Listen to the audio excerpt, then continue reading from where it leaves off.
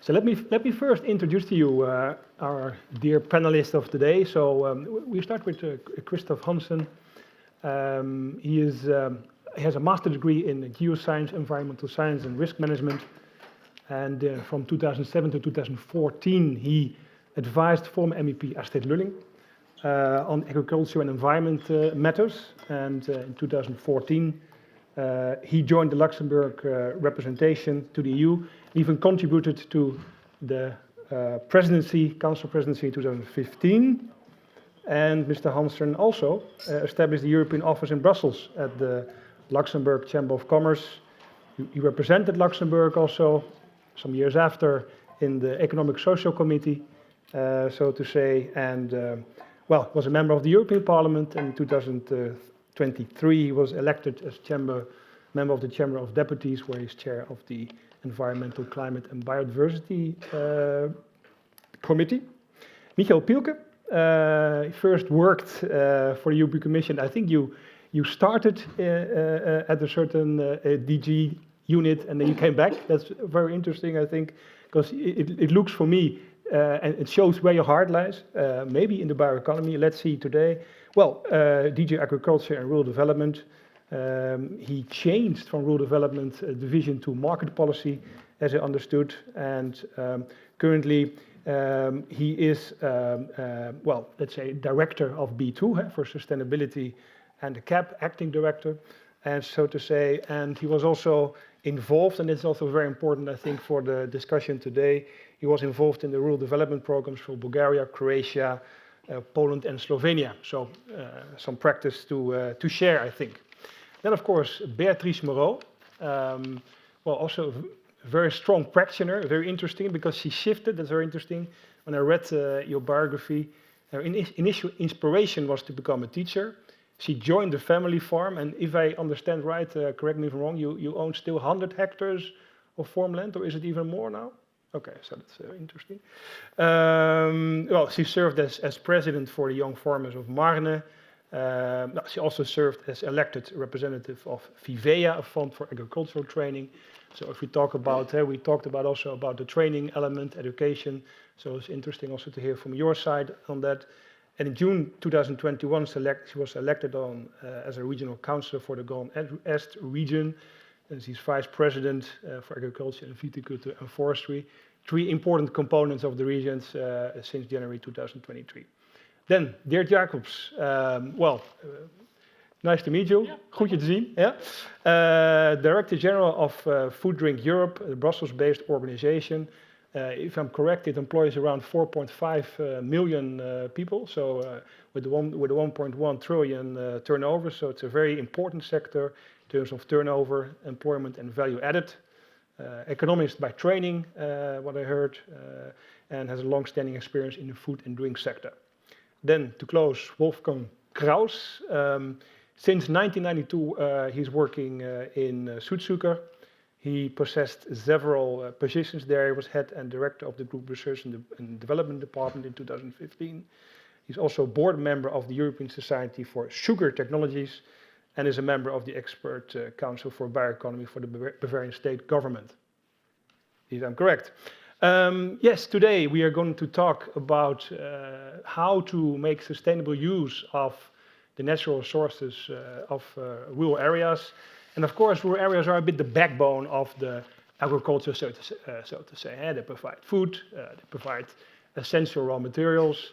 And if we talk about sustainable rural development, it's also about, on one hand, fostering, of course, economic development for the people.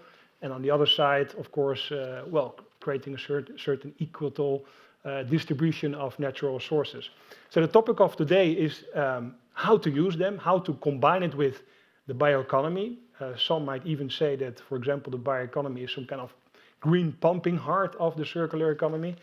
But just as a warm-up question, what is, let's say, the chance, what is the added value of the bioeconomy to rural areas? Can some of you just give a short say on that? Very, very brief. Any volunteers? Or I give the floor to the audience?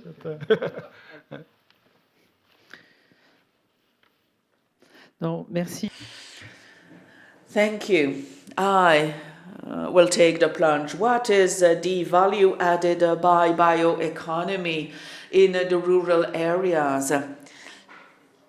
It is a way out of fossil fuels, a way out of everything that is made using fossil fuels. We want to use biomass to produce food, energy, materials, and fibers. This, I would say, would be the first value added by bioeconomy in the rural areas. And it makes us proud. The biomass producers are proud. The producers and the farmers are proud. We really should make sure that they are proud of what they do. We should produce biomass from another biomass. When we here talk about the bio input, this is a first step towards organic farming. There are companies across our territories which have the capacity of converting the biomass into materials. I would give you the example of hemp. In the Great East region, there is a hemp cluster that is working on the development of hemp-related product. So they have to be proud. Entrepreneurs have to be proud on what they're producing, let's say. But how you achieve this in a way? Because, I mean, of course, in the end, it's about turnover. In the end, it's about scaling up. In the end, it's about can you create, let's say, the critical mass in order to put it on the market. So how did you achieve that? And then, of course, after this, we go to the parts that we have been prepared. Yeah, maybe from the perspective of DG Agriculture and Rural Development, I believe that we have to see that rural areas, they are the main source of our resources. And I think there we have the potential to use our resources better. Of course, we have this competition about land use, food, biodiversity, biomass used for bioeconomy, and we have to solve this conflict, this competition on soil. But on the other hand, we believe that bioeconomy has a great potential also for the viability of companies, of farmers in rural areas, and therefore the strong link with vibrant rural areas. And already now we have heard this high job potential bioeconomy has, and in our strategy for rural areas, long-term vision for rural areas, we estimate that we can still increase the number of jobs in the bioeconomy over the next coming years. So we see the bioeconomy as one element of our strategy to have vibrant rural areas also in future, and also to use our to help to use our resources better. Can we go as far to say that the future of the bioeconomy lies in the rural areas? Is that? Yes, maybe I bounce a little bit back on what has been said already. I think sometimes we make the mistake to think in silos, to say, okay, bioeconomy is one, and the rest of the economy is something different. And I think we have to come to the conclusion that all economy is going together, and there I think what we have to focus on is to get new synergies. And I give you maybe some examples. In Luxembourg we have a paint producer who is now going into organic paint, and he has then cooperations with farmers that produce, I don't know the word in English, but we have translation, du lin. Ils produisent du lin, les agriculteurs, pour cette société. Et donc c'est... They produce flax. And it really is beneficial for the farmer because the value added is bigger than if he was growing wheat. And what it also means is that the paint manufacturer does not have to import so much. And this is even better for human health and for the building. So this is a win-win situation. And this is really crucial if we want to maintain jobs in the rural areas. We should move away from the dogma according to which we should only grow the same crops. We should make sure that not everyone does the same. We should, and I was talking about it with a young farmer in Luxembourg. He is now growing quinoa. This is something that we usually import, but quinoa is a very resisting crop, especially given the high temperatures that we've experienced, and the value added by the quinoa production is way bigger than your standard crop. Wolfgang, what is your position on what just have been said? Ja, ich will es nochmal unterstreichen, die Rolle der Landwirtschaft. I would like to insist on the role of agriculture. Agriculture, I do not know whether this is a heart or brain, but agriculture and farming is very important. Farming can generate a lot of capital and a lot of income. I think that everyone here will agree to say that we need a way out of fossil fuels. I think that this is a shared position. Is there somebody against? No, everybody agrees. We should find new sources of energy, and we should also try to achieve a decarbonization. But it's easier said than done, because carbon generates life. This is a circle, human being, animal and plant. But I must say that we need carbon. And the European Union wants to work on recycling. We hear a lot about circular economy, and we need carbon in long value chains.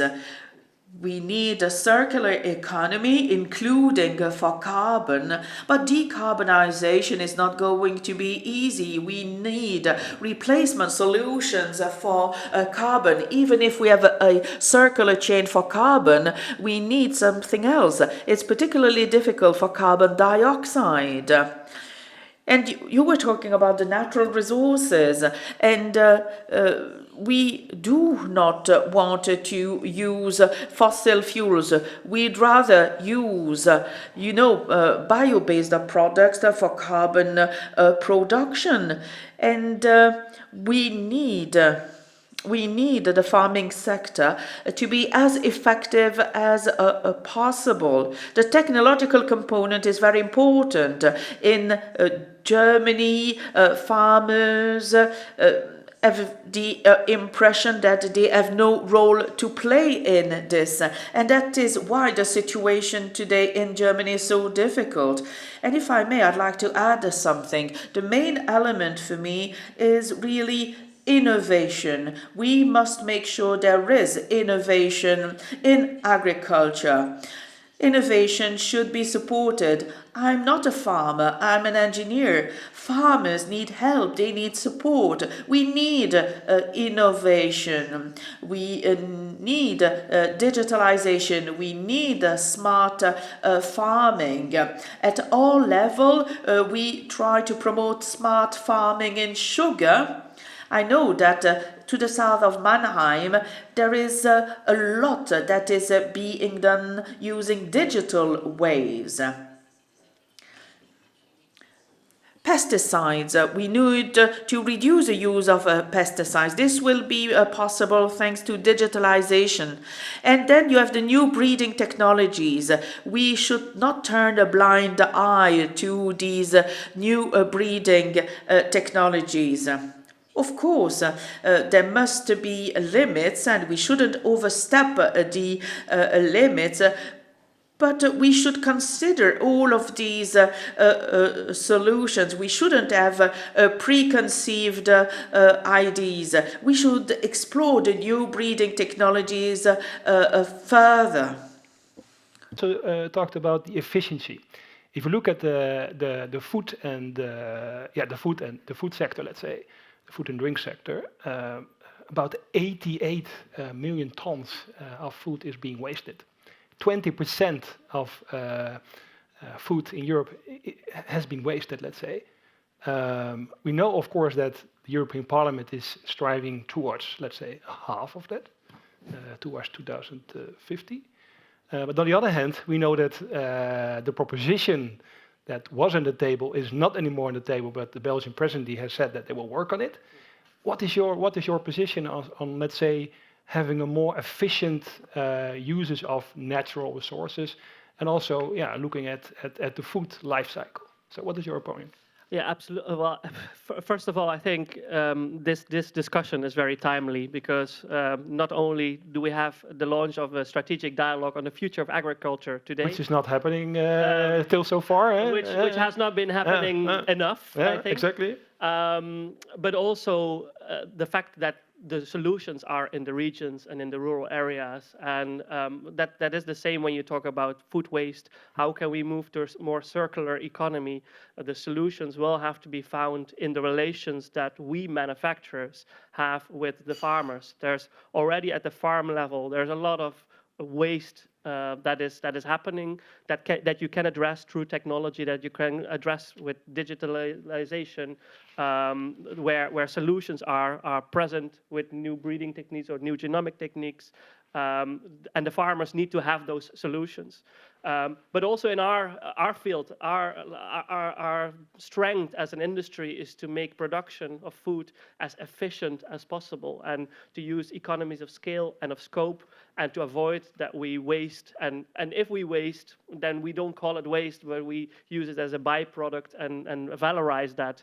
And there are some great examples of beer brewers, for instance, that are using the straws that are not used in the beer brewing process and then turning that into even packaging material. Or even very close to Brussels Beer Project, using residues from old bread. Exactly. So the bioeconomy in that sense has a huge potential to add to the circular economy and making our production more efficient. And I think that's the kind of discussion that we need to have also across the chain more. 70% of what Europe's farmers produce goes into processing. And then it goes into distribution, and then it goes into trade or wherever it goes, food service. So we need to, rather than looking at each of these parts in isolation, we need to see how can we already from the start, basically from the seed. So again, how can we already avoid a holistic, integral approach? That's it. Yeah. First, Beatrice, you wanted to say something, to react on this. Oui, merci. Je voulais. I wanted to explain in terms of animal husbandry. In the Grand East region, we talked with animal farmers. We briefed them about new technologies and how this technology could help them. And we also talked to them about the coming transitions, because we need to face all types of transitions in our production methods, be it in forestry or wine production. So in November 2023, we created a new program called Ambition Animal Farmers. So Ambition, we want biodiversity, biofertilizers within our region, different sources of feed and food, and also different possibilities, because for animal farmers, they can produce either biofertilizers or energy, and that can be done on the farm. So all these technologies need to be available for our farmers. It's a real challenge for us to make those technologies available for farmers. We're working together with the water board of our region, for instance. We want experts to go down to the farms to explain about digitalization, about new technologies, because this is part of the agriculture of tomorrow. We need a digital aspect within our farm communities. The important thing for us is just to bring everything together. Of bio-based fertilizers, and of course one could say that if you use fossil based fertilizers. I mean, which is of course still the case. On one hand, you create a certain linear system. Even before, let's say, the advent of fossil-based fertilizers, people would use animal waste, or even, as was said already, seaweed. So how is the change happening from, let's say, fossil-based fertilizers to more, let's say, sustainable uses of fertilizers? Just a short question. This is happening already in practice. C'est quelque chose qui a lieu déjà. So this is already taking place. It's something that we need to show the public.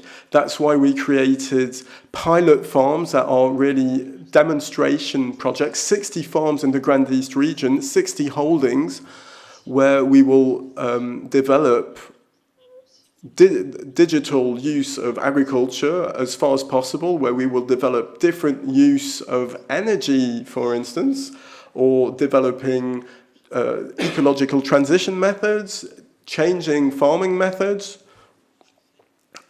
thinking about how to reduce one's carbon footprint as an agriculturer. So we have 60 different models in the Grand East region. So there'll be poultry farms, pork farms, dairy farms. There'll be cereal producers, young farmers, older farmers, some farmers that are already well established, some that are just starting their reflection on their production patterns. And we want to analyze what is possible. Which example is useful for me? So which best practice is the best practice I need? So these demonstration farms are not elite farms. They're not a universal model. No, what we're trying to achieve is a massification of change. This is one of the largest challenges we're facing, to show what works and how can we transpose good practices to other sectors. But this is true not just for farming, for the farming sector, but also for the wine growing sector or for the forest management sector. How can we transpose a good practice from one area to another? And this will enable us to integrate regional strategies, the European Green Deal, to achieve objectives. And we have a project-based approach. This is really an important thing for the farming sector, is to shift to this project model approach. We have, of course, the Progress Report 2022. As said already in the former panel, 2012 was the first communication on innovation for growth. I think it was a big achievement because 5 DGs signed that document back in the days. What is your opinion? Because we need a certain, let's say, overall strategy vision from the Commission in order to make the bioeconomy, to bring it forward, to bring it to the next level. So what is your opinion on that? Yeah, first of all, I think we can identify many win-win situations between bioeconomy and the objectives of the common agricultural policy, and that's the reason why we, under the CAP, support bioeconomy already for a long time. And in this period, the development of sustainable bioeconomy is even one of our specific objectives under the CAP. And we have observed that member states in their CAP strategic plans really takes this up, the development of bioeconomy. And I think in this context also, of course, the bioeconomy strategy helps, because these strategies grow. More and more regions, for example, establish those bioeconomy strategies. And I think that's for us an important tool to have this link between what we fund under the common agricultural policy and these strategies. But do you see it more like, let's say, as a separate objective, or let's say the bioeconomy in combination with the circular economy? Because as you said, we need also to look more at the circular approach of using sources, the waste element. So should we have a combined approach to the bioeconomy? I think for us as coming from the agricultural policy, we see both. We see both aspects, and that's also happening on the ground. Stronger answer also. And we also support those projects. And I think what also was mentioned here, the need to bring farmers and the industry together. This is one of our specific instruments. We have the European Innovation Partnership, because there we have groups, for example, where farmers develop together with scientists and the industry new techniques, for example, to reduce plastic waste in agriculture, where, for example, these foil for mulching. Or they invent better use of what they produce. For example, grassland used for grass used for cosmetics. And I think we all finance investments, but also this cooperation. And I think the cooperation and training aspect is very, knowledge transfer aspect is very key. So we need also a change of mindset. That's yeah, in a way. because I think we talk about digitalization, but I think the technique is there, but it has to come to the ground. It has to be applied by farmers. And there, I think we also have structural challenges, because we have a large group of small farmers. So we have to also stimulate more cooperation between farmers, so that techniques can be used in practice. Christoph, may I ask you, because how is Luxembourg, let's say, performing on the transition towards a bioeconomy? Can you explain a bit what is the state of play, the current situation, but also maybe what is the ambition of Luxembourg? And when I talk about Luxembourg, of course, you have very strong communities as well, 104, which also have a certain role in, of course, land planning and so on. So can you tell a bit, can you share with the audience, with us, what is the position of Luxembourg?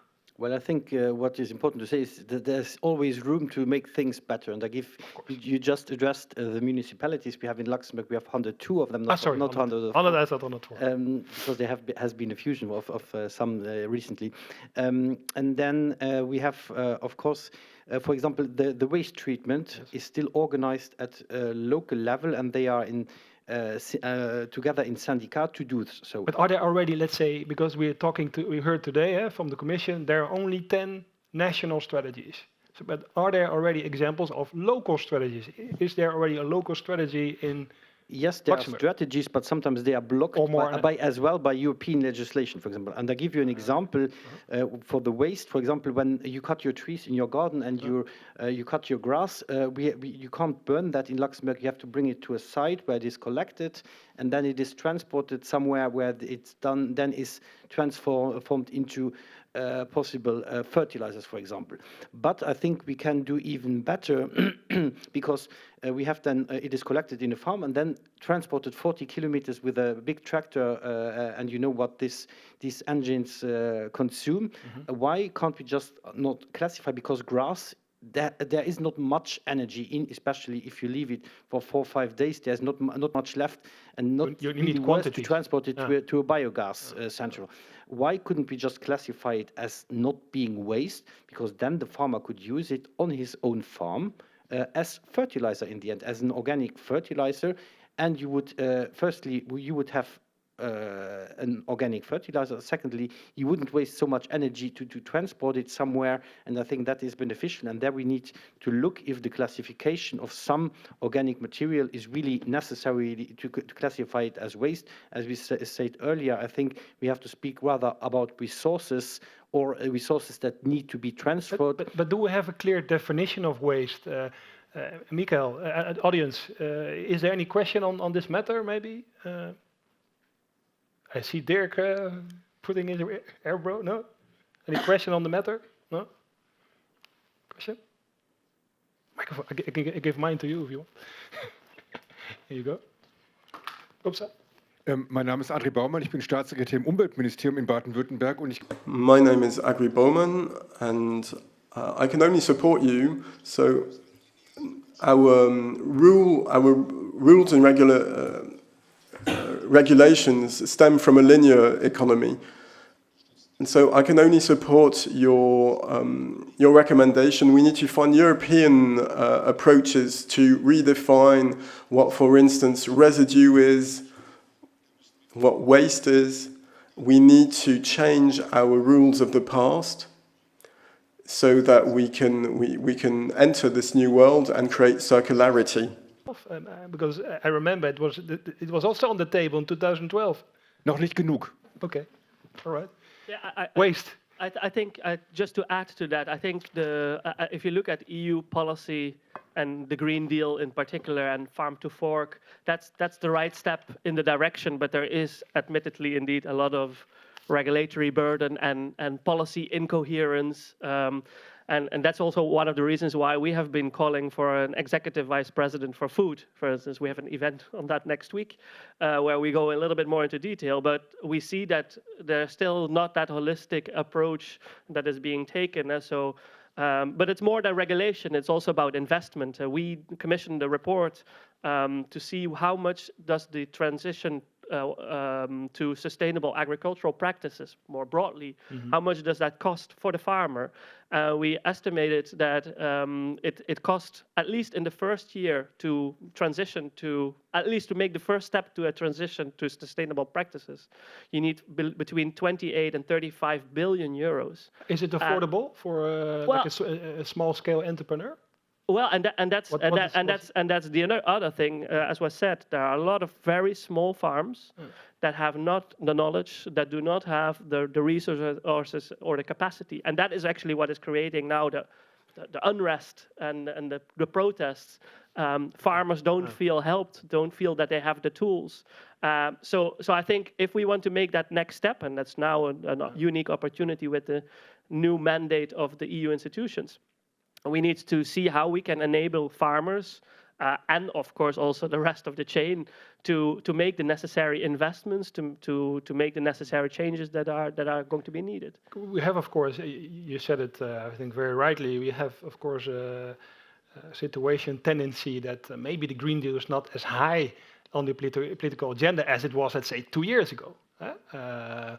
With the strikes in Germany, in the Netherlands with the farmers' movement, and because of that, of course, we also need a strong position from the European Commission, and that's also the question I would like to ask Michael, because the bioeconomy stated from 2018 or some, let's say, could say 2012, of the progress report where it said that there have been several strategies developed so far. There's private investments being untapped, R&D investment being done, but also the linkage with Central and Eastern Europe has been strengthened. What are the next steps? What can we expect? Hearing also, let's say, the reflections from the colleagues. What is your opinion? And I can imagine this is their perspective from DG Agri, but of course there are many more DGs involved. So could you elaborate on that also? How to, let's say, create a stronger integrated approach to the matter? Yeah, first of all, I think the implementation of the strategy is ongoing, and I think, of course, we then have to see, we have to assess what has been achieved, what maybe needs to be adapted. But of course, the timing for that exercises will be under the new mandate. Yeah, so I cannot decide for the next commission or. You can share maybe some thoughts. No, but as already Peter said earlier, I think on this we work very closely together because I think it's not only closely working together on Commission level. I think it's important to work on all levels, because I think that's also the need for these local strategies, because so many aspects are touched, and it's not only the question of public support. It's also the question of, are there market outlets who remunerate the farmer? Because I think we cannot imagine that those important products, very important also for us using better our resources, that those products are only produced because there is public support. I think we need more remuneration by the market, and I think there also the actors in the market have to do their job. Mm-hmm. Just to elaborate on that a bit, because you clearly stated you need involvement from different territories, different levels of government as well. So Beatrice, may I ask you, there's the Ambition 2030. Very, let's say, clear example of how you can create a certain triple helix involving farmers, involving the whole sector. I heard even 400 participants, that's quite a challenge. Can you elaborate a bit, can you share with us how this has been developed and what can it bring, what can it bring to the bioeconomy as such on the local scale? And also, could you share with the audience what are the key ingredients to make such a strategy a success? Alors, So the Ambition 2030 is the strategy of the Grand East region, which I share with Philippe Mangin, present here today. In 2030, we want food sovereignty, food security rather, because food sovereignty is the French agriculture department. We're talking about security, about quantity and quality. We want energy sovereignty also. That's a second aspect. So we want to be a positive energy region. We want to make sure that we produce our own energy in our region. The third aspect is good water and air quality.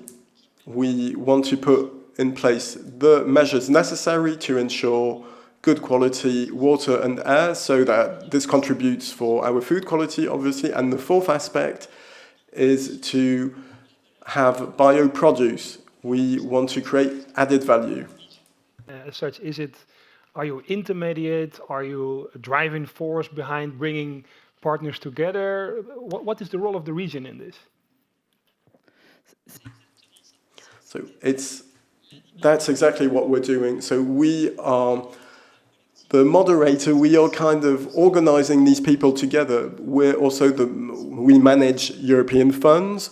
We want to increase European funds, obviously, so that they can contribute to establishing this strategy. We have worked to accompany all the transition towards the good quality water and air, for instance. We work together to ensure that forest management, the access to forests, enable accessibility to raw materials, production of biomass, and the promotion and use of this biomass. And then the fourth point, which is quite important, is in order to secure our forest, in order to enable our firefighters to have access to forests in case of forest fires. So those are very concrete actions that we're trying to put in place through this 2030 strategy, ambition, as we call it. And we're trying to apply these measures as good as we can to achieve our challenge, basically, and even further if we continue to have a political mandate. Some kind of open innovation platform, right, if I'm not mistaken, which has the aim also to create a sustainable agricultural sector. How do you involve as more like a research institute in also gathering all the actors in the supply chain, because you have also directly contact with farmers as such? Do you underline, can you confirm what just has been said about the important role of regions, or how do you see this developing in the open innovation platform? What are these key ingredients for this integrated approach, in your opinion? Das waren jetzt eine ganze Bande an Fragen. So quite a lot of questions there. So from Südzucker perspective, yes, our group wants to work with the startups. So we really want to work with them, not just, we don't want to take them over. As a company, we cannot find all the solutions. It costs too much, it takes too long, and there are a lot of ideas present on the market. We want to work in different domains with startups. We have created collaborations with different startups. We're looking actively for new partners, and we're also offering via our platform, the Barn.io, the opportunity to get in touch with us and to enable young startups to benefit from our research potential. If they have a theme or a business case or a specific problem, well, they can find information regarding those on a whole series of areas. Scale entrepreneur for a farmer to have the R&D to invest in innovation, and you building these partnerships with entrepreneurs and startups. So how do you let's say, do you support a certain level of innovation, or what do you do exactly to make their transition also, let's say, as an added value to the objective? Das hängt von dem jeweiligen Fall ab. Also da können wir auch. C'est it's on a case-to-case basis, rather. Some companies offer us solutions directly, and they accompany us for a one stop, and then they leave. So sometimes we also create patents with companies, and we want to develop this together.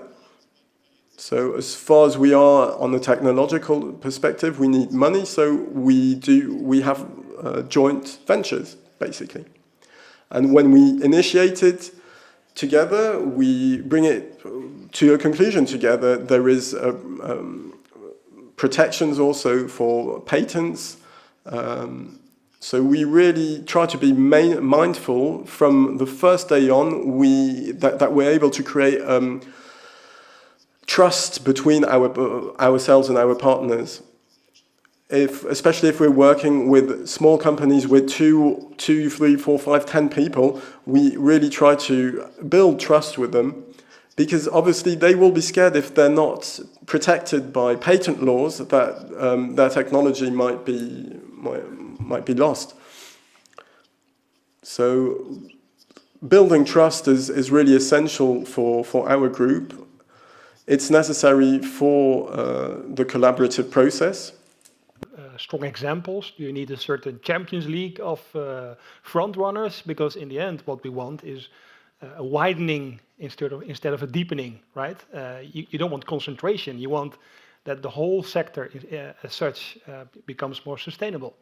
Yeah, Dirk, you want to? Yeah. Maybe from a whole sector perspective, I could come in. I think it's very much about two words: de-risking on the one hand. So how can we make sure? Is that what you need as a sector? We need it, but even the farmer more so, because a farmer that needs to invest in improving sustainability, in bioeconomy, they need to have the means to do that, and they don't want to take the risk that if they make an investment today, then in a few years' time, because of new regulation or of uncertainty, they can't get their return. So how do we de-risk the transition for the farmer and also for the companies that are along that chain? So you need a stable investment climate. Absolutely. Yeah.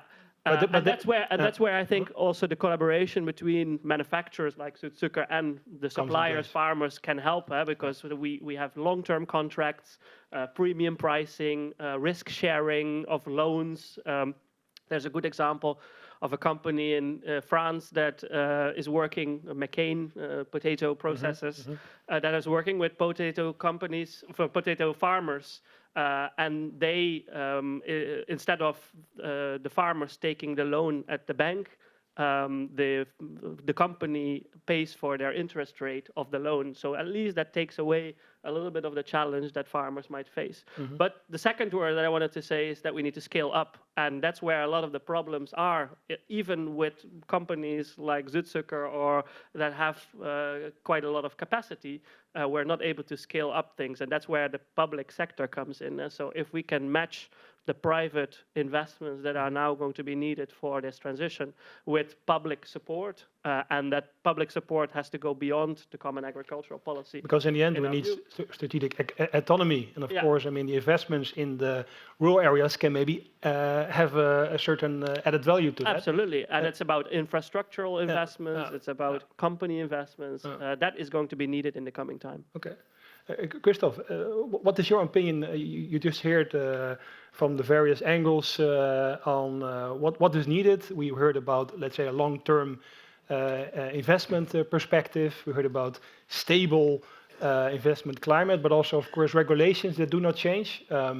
You as a politician, we all know that there's a new commission coming up. There will be elections. What do you think? Will there be a complete new bioeconomy strategy arriving? What is your, let's say, input to the new commission and the new parliament from a Luxembourgish perspective, of course? Well, maybe I come back to what Dirk just said. I think we really need to take away some part of the risk from our farmers as well, because they are making huge investments, and that investment is not, if their business model works or not, that's a different question. But how? How? Well, I think that one of the issues is, for example, that as well, farmers don't want to live from subsidies. They are now going to the streets because the subsidies are eventually cut.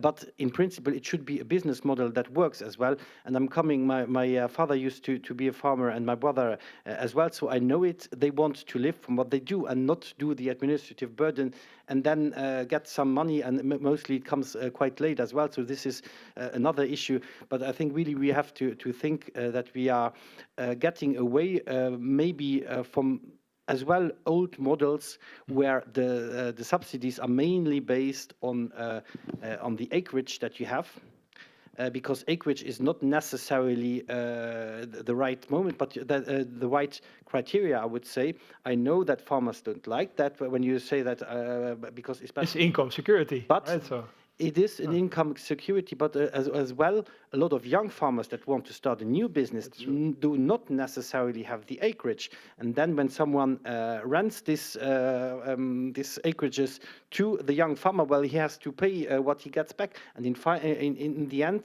the young innovative farmers is bleeded out by the owner of the acreage.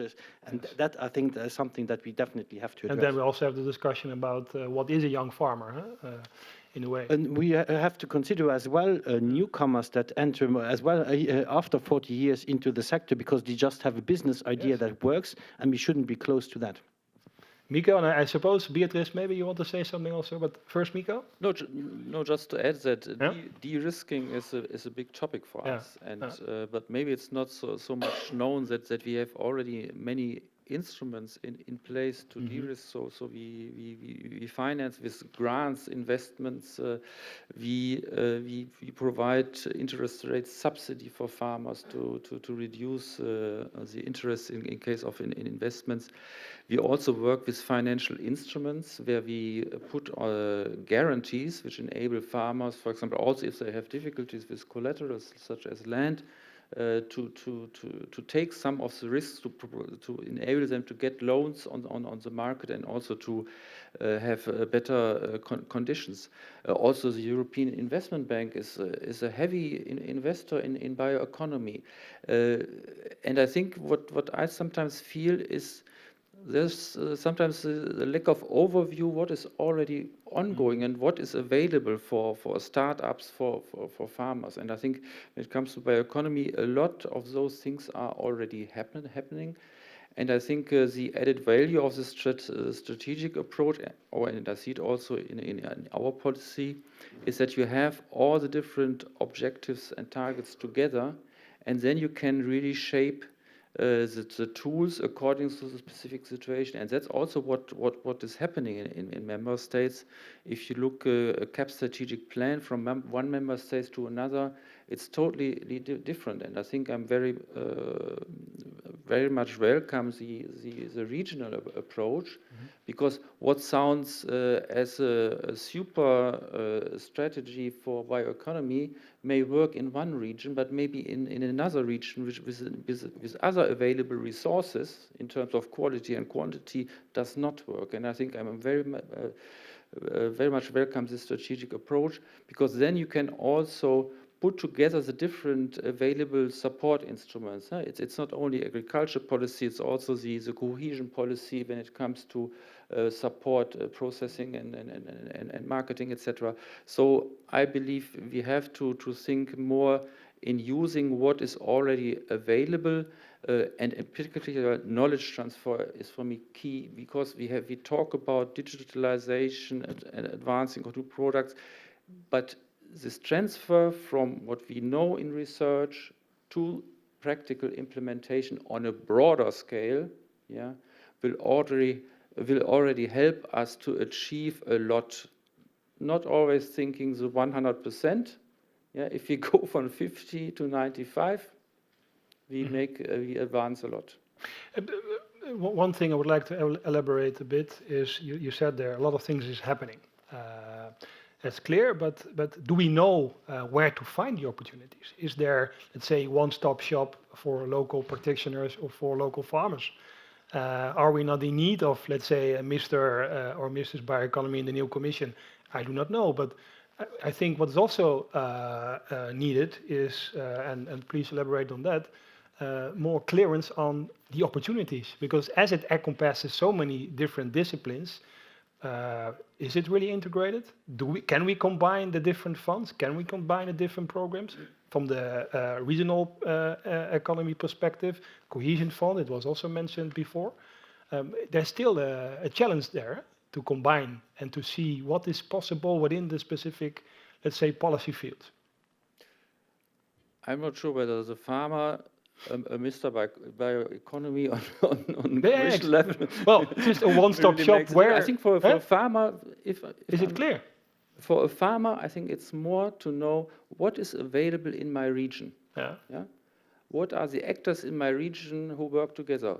How do I get in contact with for example, somebody in my region looking for raw material? And I think there I see the added value of those strategies also, but also other strategies in terms of rural development strategies, where region or even on local level with leader, we develop concepts, because I think we cannot only see the bioeconomy in isolation. No. Because I said we have land use and we have different actors who would like to use the land, and we can also have the synergies, as I said, use of byproducts, etc. New technology. It can also be interesting for other sectors in a local region or in a region. So I believe. The tools are there, the support elements are also there, and I believe very strongly, and that's maybe more for my neighbor, to tell us, and what would you have explained, also already shows that you apply this tool successfully. We should have this way of policy making on a broader scale. I think then we will advance. Mm-hmm. Thank you. Merci, Michael. Thank you very much, Michael. I'd like to say that regions provide a sort of interface. Christophe Clément earlier told you that in the Great East region, we have introduced a number of contracts, we have rolled out a number of actions where we try to provide an interface between the European level, from where we can get support, and the grassroots level. And the bioeconomy strategy is one of the pillars upon which the Great East region is basing its strategy. There is value added by bioeconomy, but it must result in the reindustrialization of our territories. In doing so, we're going to create jobs in rural areas that will be very close, in close proximity to the production. That is how we see our role as an interface. We provide an interface And we're there to promote the collaboration among the different stakeholders. It's easier said than done because we have to bring together all of the actors, whether they come from the economy or from the industry. We should make sure that we do not work in silos and that we work to the benefit of the territory. I'd like to react to what has been said and give you an example. Europe is a poor continent when it comes to resources. Of course, we've got forests and agriculture, but that's it, literally. For the rest, we are quite poor when it comes to resources. In the building sector, there's a lot of steel and a lot of cement which are used. We release a lot of CO2, but there are alternatives. And I think that forestry is one of these alternatives. We have Lux Innovation. It is a platform that brings together all of the wood actors, those active in forestry, but also the universities, which are there to help the producers and the industry to use other alternatives. And this will contribute to making our building sector more sustainable. And I think that it's true that there remains a lot to be done. But we shouldn't be obsessed about doing everything locally. Luxembourg is very small. We don't have much of a choice. We have to work with regional partners, but we really have our work cut out for us. And I think that we should work on ideas. And I think that here the universities play really a very important role when it comes to innovation. It's important to establish what the needs are, what the raw materials are, and make sure that we keep them in the cycle. I think it's very important. And before that, I would like to ask if the audience has a question to pose or over there. Is there a microphone, please? Yeah, great.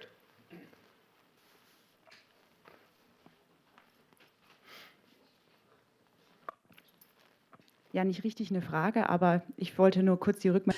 It's not really a question. It's rather an observation that I'd like to share with you. I'm Mrs. Fraudenberger. I come from the Rhine-Neckar region. And I must say that I really feel the urge to react after everything that has been said here this morning. This has been a very energizing session. We are working on a regional strategy based on bioeconomy, and this is something that we have been doing with a great number of neighboring regions or neighboring cities such as Stuttgart and Albach.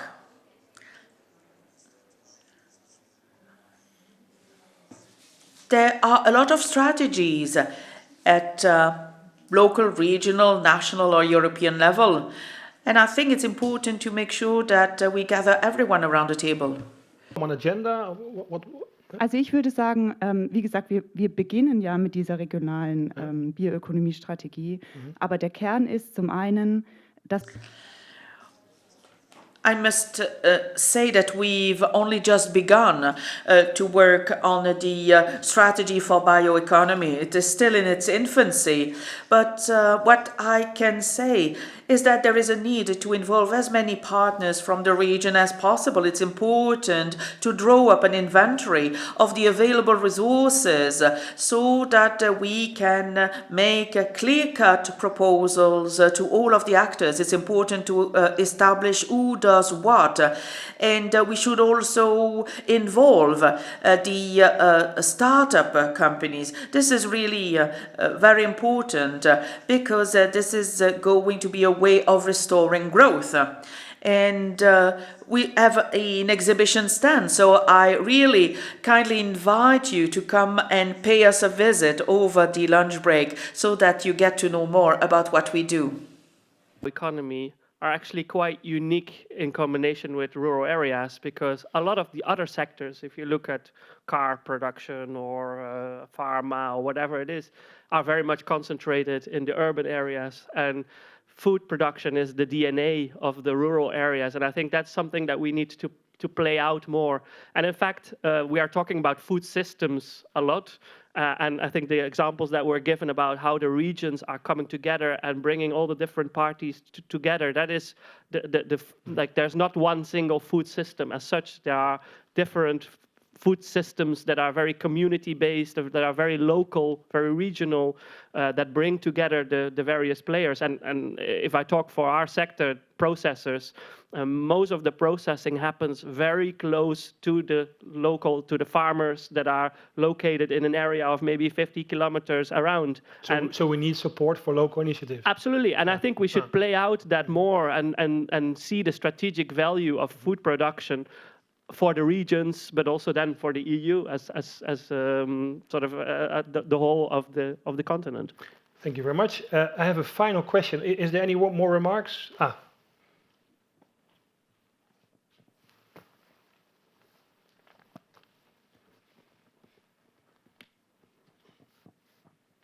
Bonjour à tous, merci beaucoup.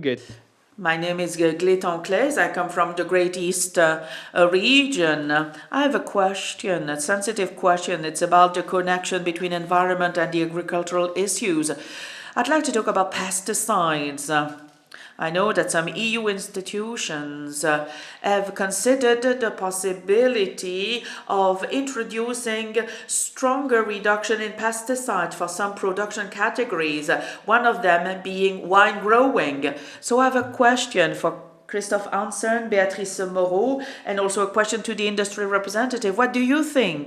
Do you think there is really a potential of having such a significant reduction in the use of pesticides in the winemaking sector?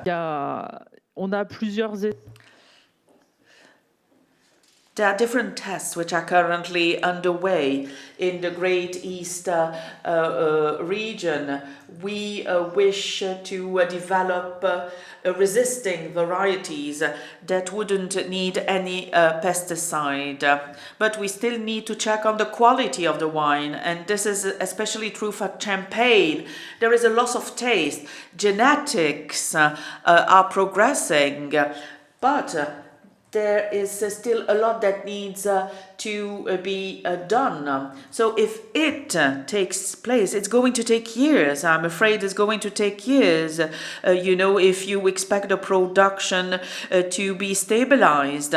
Obviously, deadlines need to be given, but you need to be sure of what you are doing, because what you do could be very detrimental to the entire sector and to the economy. This is what you should keep in mind. You may decide to put an end to something, but you need to anticipate on what will come after. Otherwise, it's dangerous.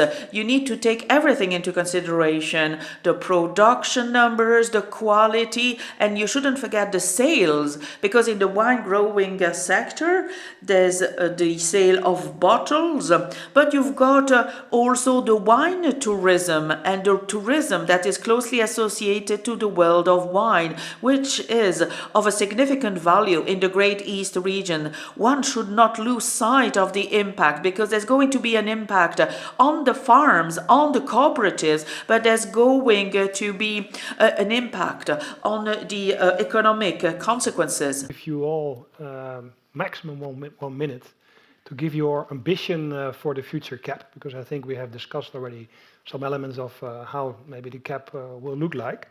So I will start on this side. Het is maximum 1 minute. Maximum een minuutje, Dirk. Jouw ambitie voor het nieuwe GLB. Maybe just one or two words, outcome-based. Outcome-based, okay. Wolfgang? Outcome-based.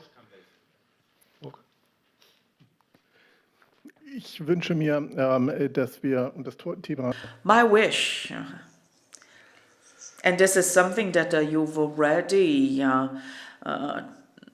been talking about. My wish is that we look for solutions before we introduce bans. We should try in as much as possible to avoid further problems to be created. Alors, est-ce que politique, que PAC, elle parlera de politique? Will the CAP talk about a common agricultural policy or a common food policy? I think that this is what we should rise up to. Bioeconomy uses biomass. We need to talk about the distribution of biomass among food, production, energy, materials. We should think about how we're going to use the biomass, how to make the best use of this biomass, and we should make sure that we attract people. And I think that the answer is in bioeconomy. We need people who work in this line of business to be proud of what they do. This is what we should do. We should give producers the urge to become producers tomorrow. This is what is at stake in the upcoming common agricultural policy, which could maybe become the common food policy. What would you like to? What do you like to achieve? No, I think we have just started the strategic dialogue. And I think my idea is more that I would like to listen, rather than saying, okay, I have a vision, because then we come to the question of trust and reputation of the European Commission. And I think what we want to do, and what I believe, having seen some last reforms, we always had a process where we were in dialogue with the sector. We do impact assessments, we do polls, we have conference, we have events like this. And we listen, and also we are very closely accompanied by civil dialogue groups. We have exchange with the sector and so on. And I'm happy to continue this process. It's not that I want to escape the question, but I think it's not fair now to come up with a vision where we now start the dialogue where we want to see what is needed. We all see the challenges, because I think the CAP has to be fair, targeted, simple, has to address all the challenges we face in terms of climate, biodiversity, income, the effects of the Ukrainian war. So we have many challenges. And yeah, I'm looking forward to this dialogue. And then we will, under the new commission, come up with a proposal. And then the process will start, because I often hear that people say, yeah, you have decided, you have to. No, I think we all have decided, because it's not the Commission, it's the European Parliament, it's the member states. We all together, after long negotiations, have decided on the CAP. And sometimes people tend to forget this, that this is quite long and inclusive process. Thank you. And now the honor of the last comment, Christoph. Ja, dann werde ich auch das für den Gastgeber auf Deutsch machen. Natürlich, kein Problem. Also ich wünsche mir eine Landwirtschaft, die weiterhin garant. I will also speak German, if you don't mind. My wish for the upcoming CAP is for the CAP to be aimed at establishing a sustainable food production. I've got a second wish. The second wish I have is for farmers to earn a decent living from working in the farmer sector, so that they do no longer live off subsidies. And the third wish is for us to grow more independent. And this has just been proven by the war against Ukraine. No need for me to tell you about the natural gas supply coming from Russia. I must say that we have started a number of projects concerning the production of green hydrogen.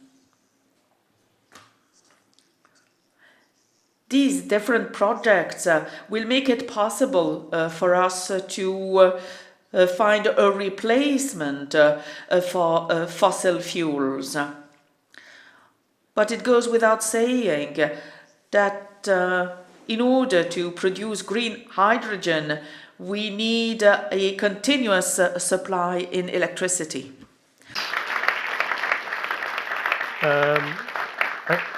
I think it's also the right moment to give the floor to Mr. Jean-Claude Meijer for the concluding remarks of the morning session. So please, panelists. Thank you very much.